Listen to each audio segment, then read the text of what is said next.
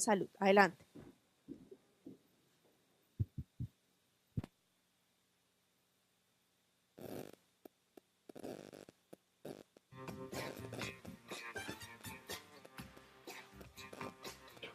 Miremos cómo se hace el proceso de inscripción. Muy buenos días. Primero, debes ingresar a la página web del INSOR. Bueno, en nombre del Ministerio de Salud y Protección Social, reciban un cordial saludo desde la Oficina de Promoción Social y del Grupo de Gestión en Discapacidad, desde donde se ha desarrollado en un proceso ampliamente participativo desde el año 2012, todo el proceso de construcción de la certificación de discapacidad.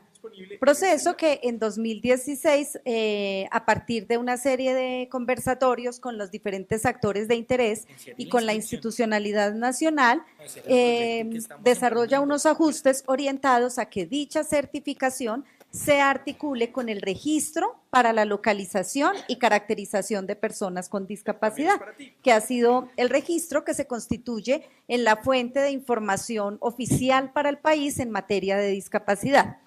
Articular estos dos instrumentos nos ayuda a tener un proceso óptimo en cuanto a la calidad de la información que vamos a estar procesando, porque la certificación de discapacidad no solo es un proceso para la propia persona con discapacidad que lo requiere, sino que articulado al registro nutre la información estadística y la información general de la situación de las personas con discapacidad en Colombia.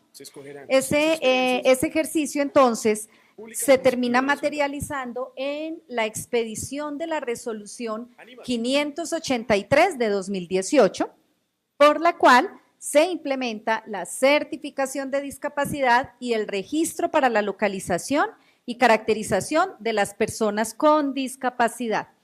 No sé si la presentación va a estar visible. ¿Sí? Nosotros se la habíamos enviado previamente todos los expositores a Rocío, precisamente. Gracias, muy amable. Pero voy a ir avanzando porque el tiempo está corrido y voy contándoles, sino que la presentación ayuda a que vayamos ubicando un poco en los elementos que vamos a ir contándoles. El tramitar la certificación de discapacidad no es un capricho ni es un requisito de salud, no. El sector salud lo coloca a disposición de toda la población colombiana con discapacidad, pero también a disposición, ese resultado a disposición de todos los sectores. ¿Por qué? Porque dentro de la oferta de los programas y servicios que los sectores tienen, está como requisito la certificación. Por ejemplo, Bogotá, para la exención de la medida de pico y placa, dentro de los requisitos que deben cumplir, uno de ellos es la certificación de discapacidad, ¿cierto? Cuando hablamos de inclusión laboral y los empresarios contratan a personas con discapacidad, hay un incentivo tributario. ¿Cuál es esa certificación que van a usar para efectos de acceder a ese incentivo tributario? La certificación de discapacidad. En el ámbito educativo ya salió el decreto 1421 de 2017 y él articula muchos de los elementos que junto con la información que la certificación de discapacidad va a arrojar, permitirá al sector educativo implementar esos ajustes razonables, medidas y demás para que tengamos un equitativo acceso a la educación y podamos gozar del derecho a la educación en igualdad de condiciones con los demás. Entonces, ¿en qué se enmarca?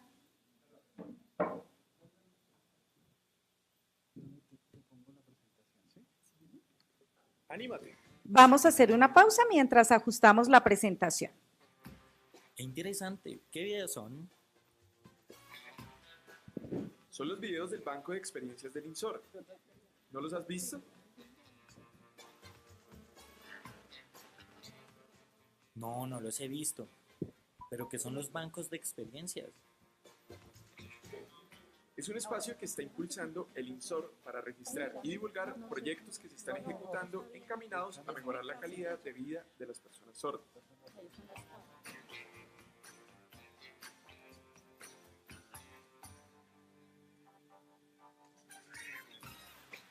En la página web del INSOR puedes consultar el banco de experiencias ingresando al siguiente enlace.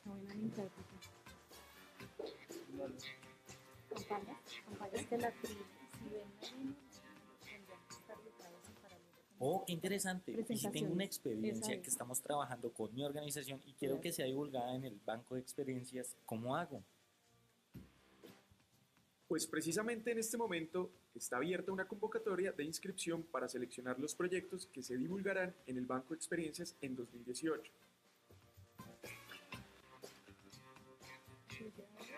Generalidades, certificación la segunda. Miremos cómo se hace el proceso de inscripción.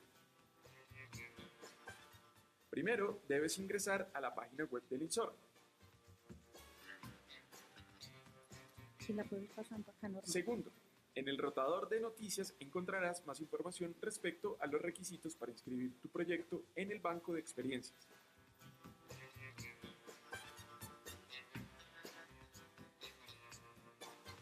Bueno, Tercero, entonces ahora sí vamos a mirar diligencia cómo la de fecha de certificación tiene un amplio respaldo normativo en Colombia.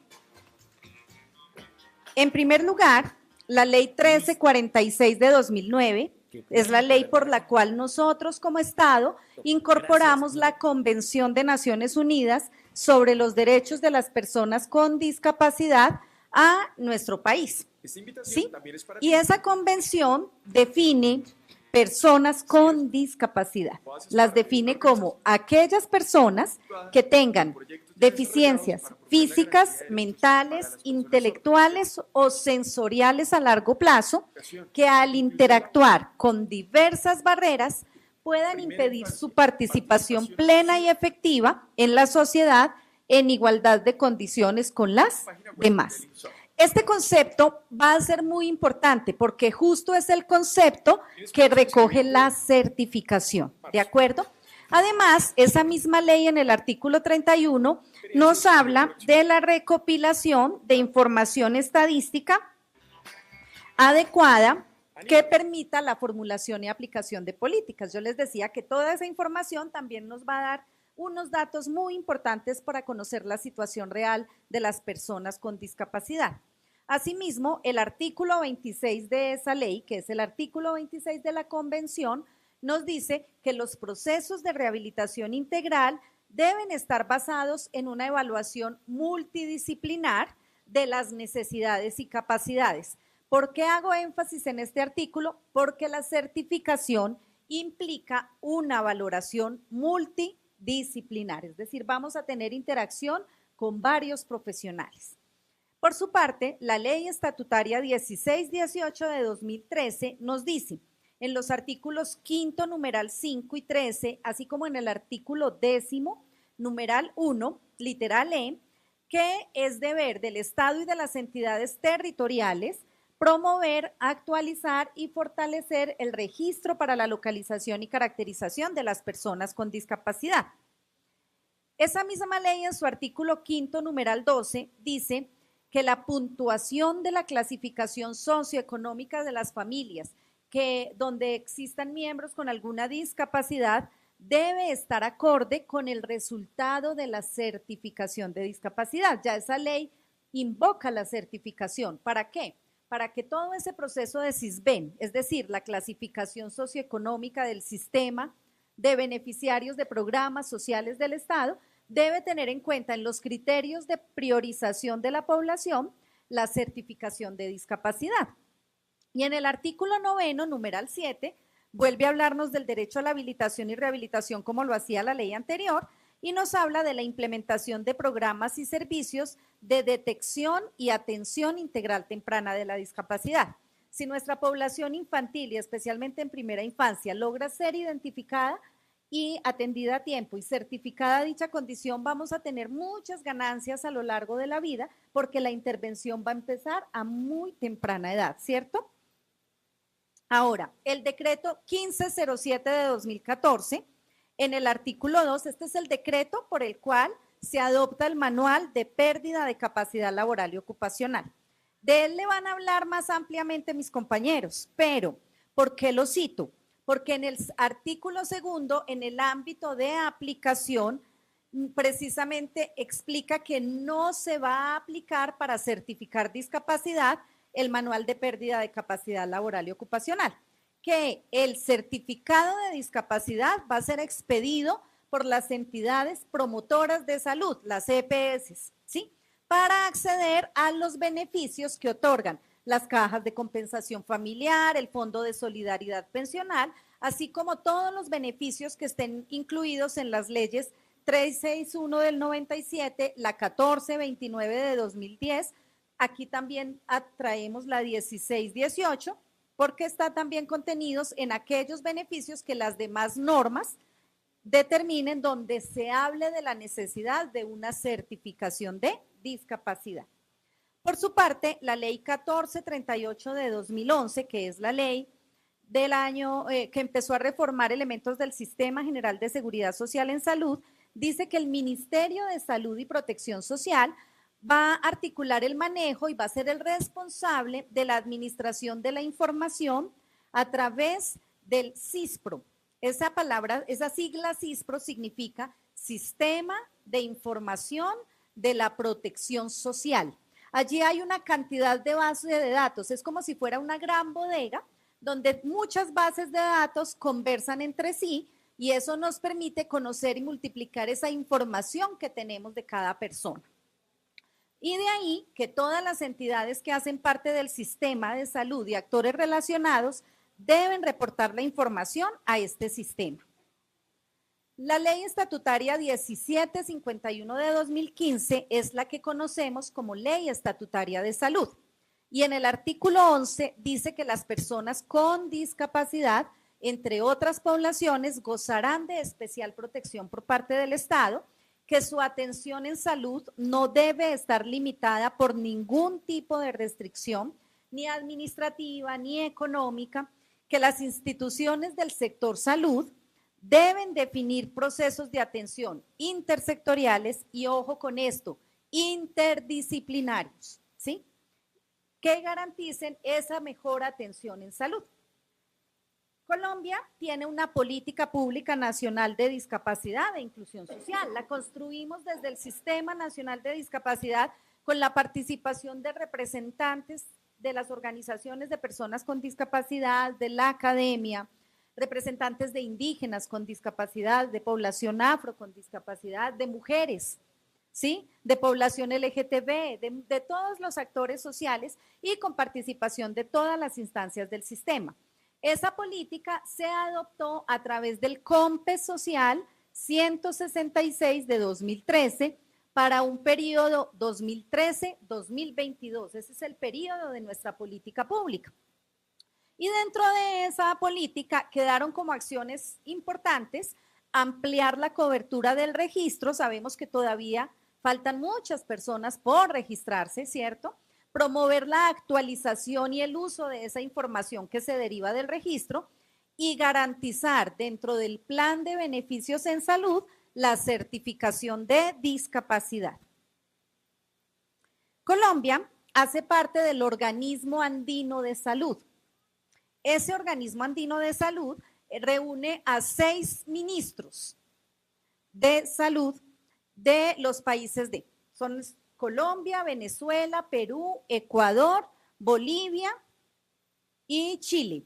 Y los países se comprometieron a adoptar la CIF, que es la Clasificación Internacional del Funcionamiento, la Discapacidad y la Salud, en toda la gestión de información que tenga que ver con discapacidad. Y estamos cumpliendo con ese compromiso. CIF, CIF es la Clasificación Internacional del Funcionamiento, la Discapacidad y la Salud. Bajo ese marco normativo, entonces, ¿qué es la certificación?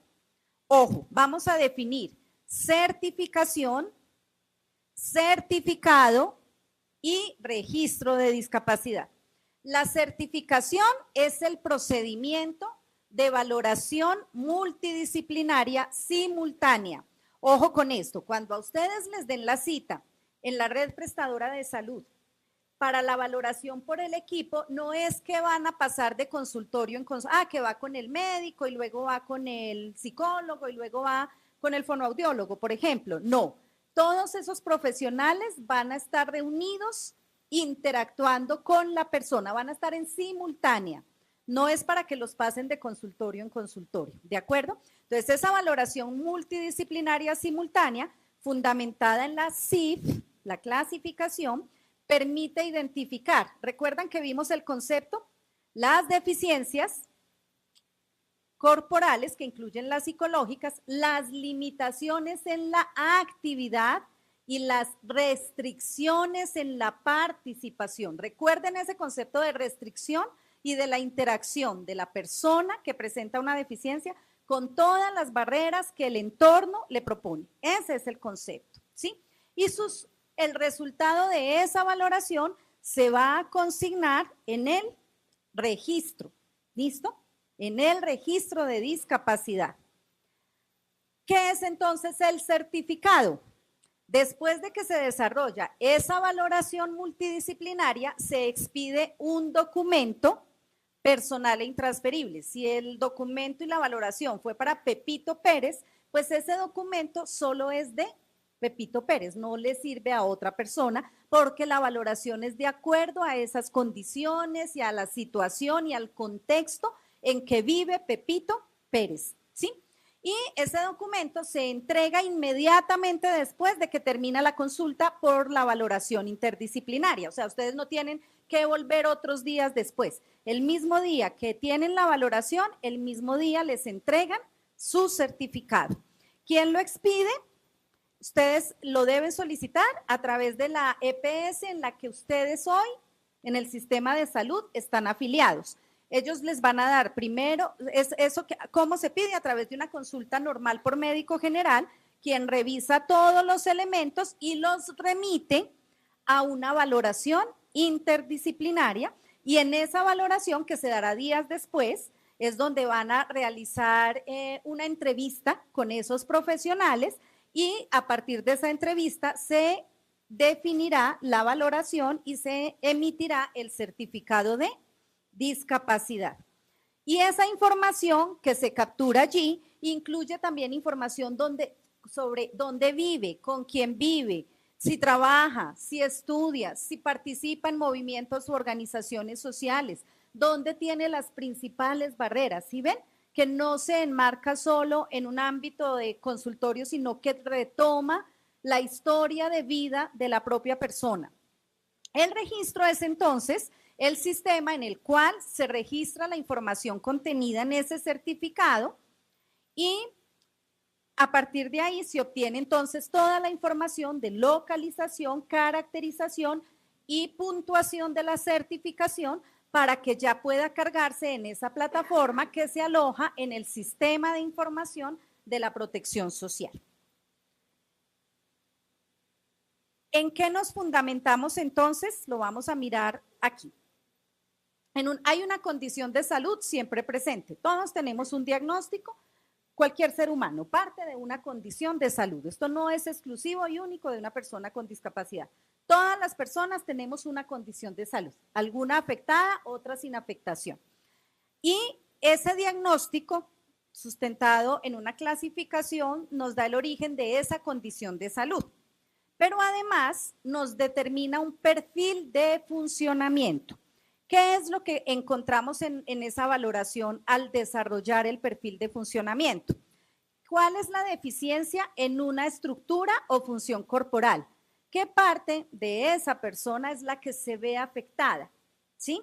También, ¿cuál es la categoría de discapacidad de la que estamos hablando?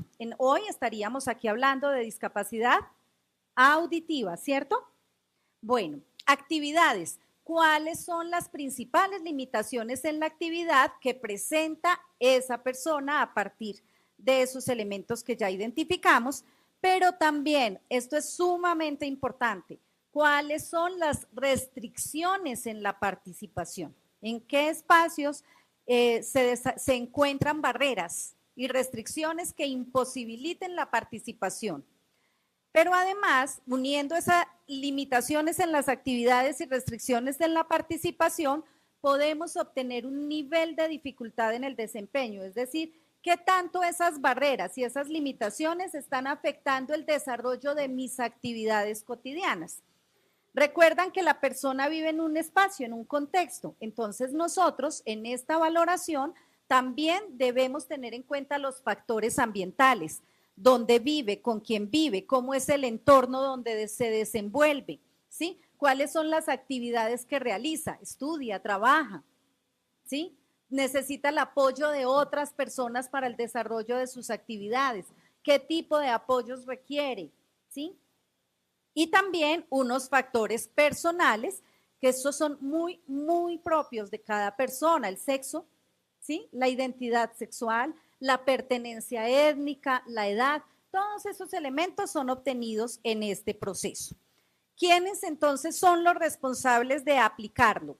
Las secretarías de salud tienen una competencia en organizar a nivel de toda la red prestadora de servicios del departamento y del municipio que la certificación pueda darse, que los profesionales, el talento humano en salud que van a ser parte de los equipos multidisciplinarios estén preparados y demás. Las entidades promotoras de salud, que incluye las EPS, las entidades adaptadas o los regímenes de excepción, por ejemplo, quienes pertenecen al magisterio o quienes pertenecen a Ecopetrol y demás, ellos tienen que garantizar que en la red a través de la cual prestan sus servicios esté dispuesto el proceso de certificación de discapacidad. Y las IPS, es decir, el hospital, la clínica, el centro de salud, donde estarán los profesionales, todos, absolutamente todos los que van a integrar ese equipo interdisciplinario que hará la valoración, deben estar formados para el proceso de certificación de discapacidad. Resulta que yo pude haberme certificado o a mi hija la certificaron cuando tenía 3 años, por dar un ejemplo. La certificación no se actualiza cada rato, se actualiza en unos momentos particulares. ¿Cuáles?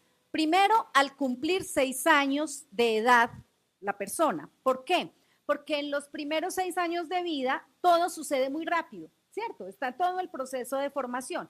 A los 6 años ya tenemos un punto importante del desarrollo, por eso en ese momento, si tuvimos una certificación previo a los 6 años, debemos actualizarla al cumplir 6 años de edad.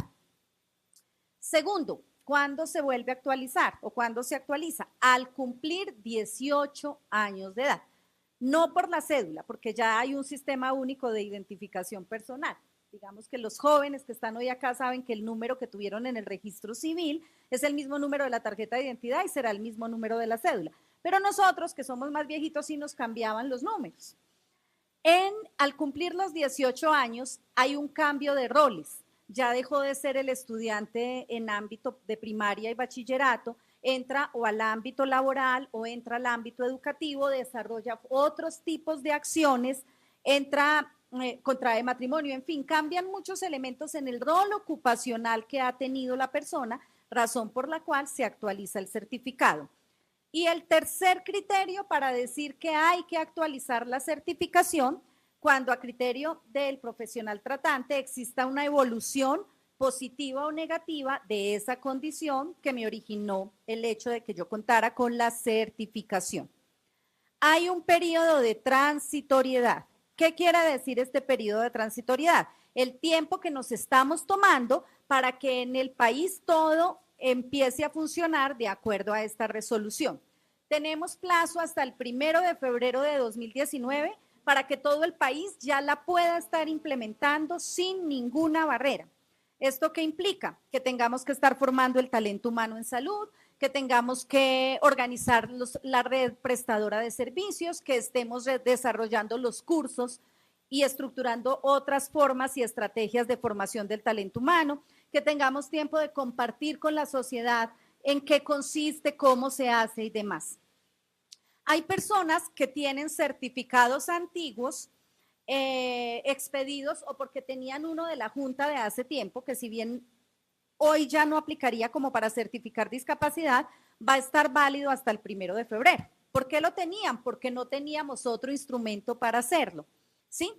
O porque fueron a la EPS y les dieron un certificado, el médico les dio un certificado atendiendo las orientaciones que la Superintendencia Nacional de Salud les dio. Ese certificado va a estar válido este tiempo y ese certificado va a estar vigente hasta el 1 de febrero de 2019. Y si hay personas que están aplicando o que desean aplicar el registro de discapacidad, lo van a poder hacer a través de las UGDs hasta el 1 de febrero de 2019. ¿Bien hasta ahí?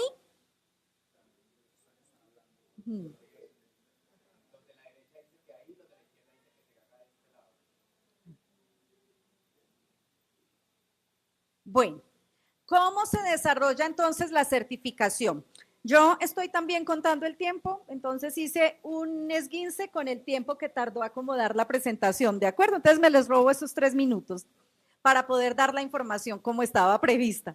Ahora, primero, ustedes vamos a suponer que consultaron porque tenían un dolor fuerte abdominal. Aprovechen esa consulta y de una vez le pueden decir al médico que ustedes necesitan además la certificación de discapacidad para que él pueda revisar que esté toda la información desde la IPS y canalizar hacia la valoración interdisciplinaria, es decir, a que les den la consulta para valoración interdisciplinaria.